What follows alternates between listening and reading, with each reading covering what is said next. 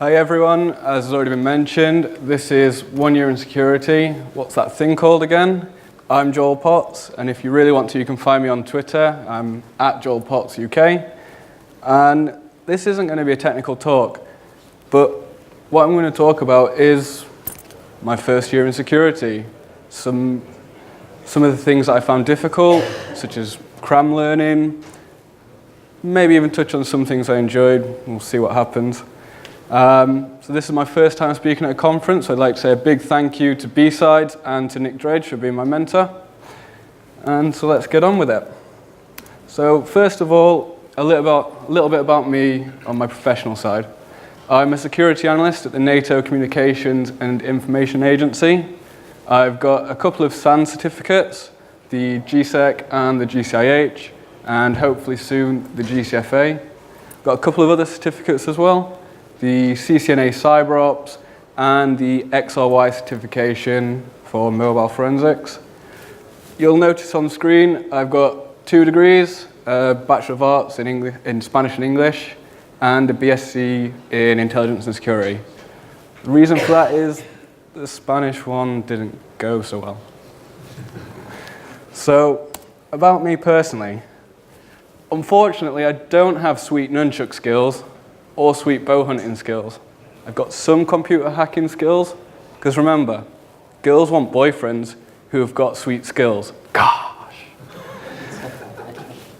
So, I also like to do online CTFs, such as the ones on Hack the Box, RootMe. I know Immersive Labs has been mentioned in the previous presentation.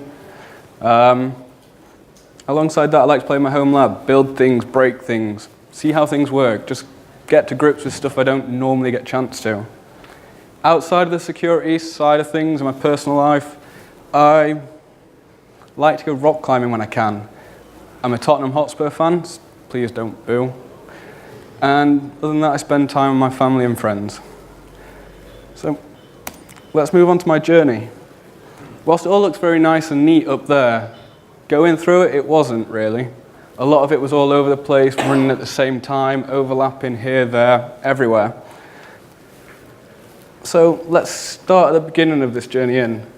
I was working in open source intelligence during my first degree, and it was cool.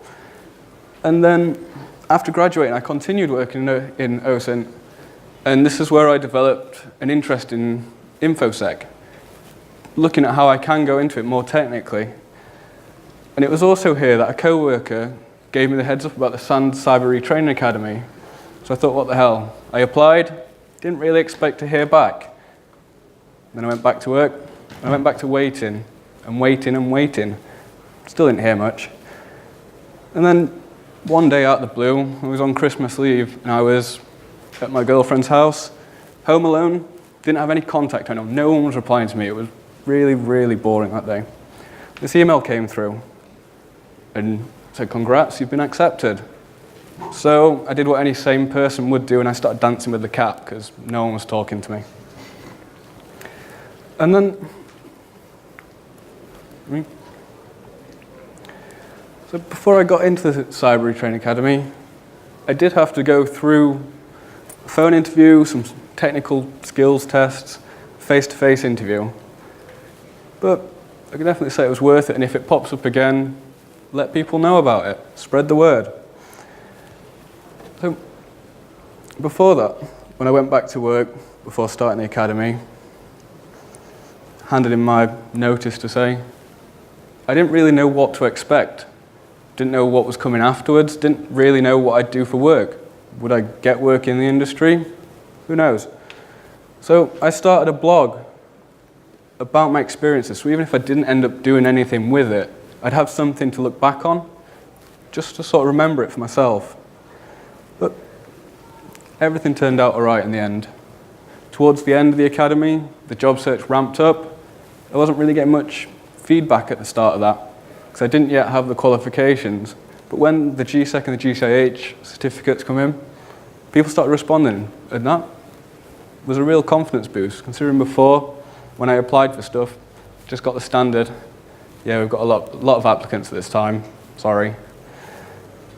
So in addition to this, having the GSEC, the GCIH, I also made it onto the GIAC Advisory Board mailing list. So I did well in one of the exams, which was a complete surprise. I was chuffed to bits with it.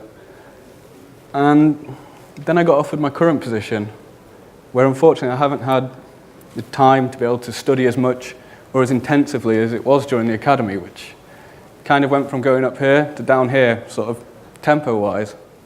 But I managed to do some more courses. I did the CCNA CyberOps, which Cisco was shelling out for free.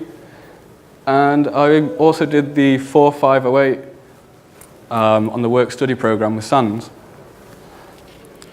And recently, I also finished my degree, second one, and I did a lot better this time. But how did it feel like? Well, I think SpongeBob and Patrick sum it up pretty well right there. There was a lot of screaming. It really was an emotional roller coaster with the ups, the downs, the loops, sideways, this way, all over the place. The stress, the excitement, the apathy at times. Was it really worth it being here? The wanting to give up coming off the back of that, and the loneliness.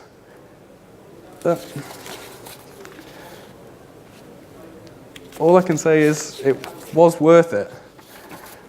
This cross-training really got me somewhere that I wanted to be. So whilst I did work in OSINT, I managed to study a little bit and a little bit often. And that was good. It was sort of an introduction. And the further I got into it, I could see this mountain and mountain of knowledge in front of me that I had to take in. And that was the first hurdle, understanding that when you do cross-training, your hard disk's essentially full, and you need to get rid of some clutter to make way for this new information. The second hurdle, to borrow from running terminology again, hitting the wall. This knowledge builds up, you see it growing, growing, and growing. You're going to hit the wall, and you're going to want to stop, give up, go home, go back to what you want, what you did before, what you know. And then as you progress, you get back into it again. You hit the third hurdle.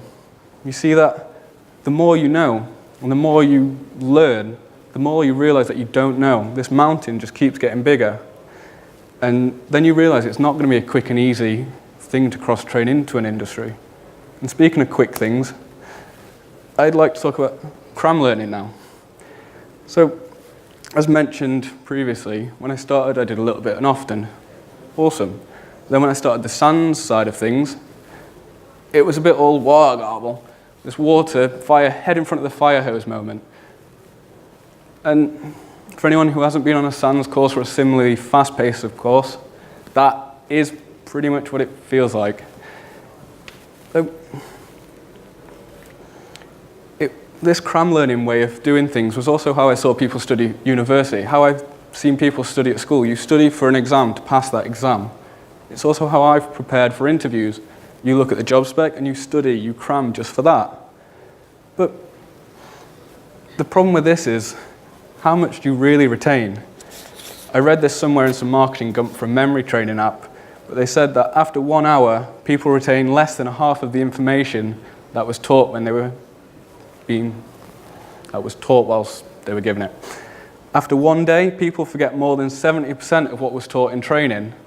And after 6 days to a week, it's up to 75% of the information that was given that people don't remember. So what do you do when you've had all this information thrown at you when you get the job? Well, you look a little bit like this. For the first few weeks, months maybe, that's how I felt. I could do the job, had the quals, but 10 weeks before I was doing something completely different. And I felt like an imposter. And this was when I found out about imposter syndrome, and that did start to set in a little bit. Only made worse by making little mistakes now, such as in my first meeting with my team head, DNS became the resolution-y protocol and was doing zone transfers over UDP, not TCP. And let's forget about incremental zone transfers for a minute, but at the time that felt really huge to me. And that's how I left that meeting. I felt like an idiot. I know it's not the worst thing I could have said, but I still felt like this for a while. Just those little mistakes from not having had enough exposure and enough time to learn the material, and it just kept building up. And it led me into trying to justify myself, trying to account for these mistakes, taking on extra work, extra shifts, overly detailed tickets, reading more, learning more, trying to overcome this, rather than accept that I was new and that these mistakes were sort of expected. And when I did realize that, asking for help. People, your co-workers, more than likely, unless they're really awful to you, will help. But I only realized this after I started to get a bit ill with the stress, the lack of sleep, and the fatigue setting in. I was heading for burnout in a sense.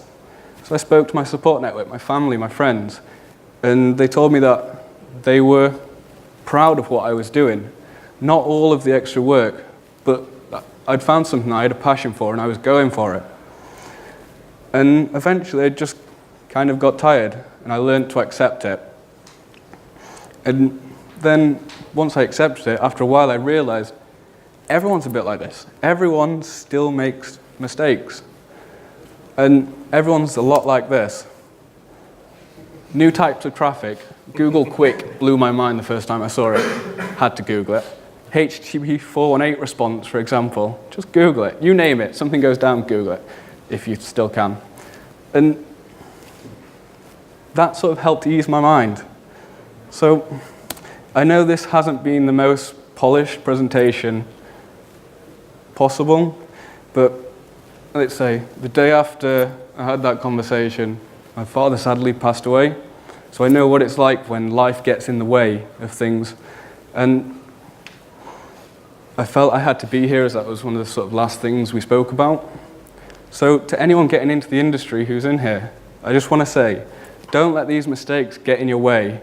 A year down the line, you'll have made loads of mistakes, but you'll have learnt from them. Don't let these mistakes make you do extra shifts, get yourself burnt out. Don't let it impact your health. And finally, cyber's a great passion. But when you start taking these extra shifts and this extra work, and it starts to take over your life, you don't get to see your family and friends. You don't get to do the things you enjoy. Are those extra shifts worth it? Thank you for listening. Does anyone have any questions?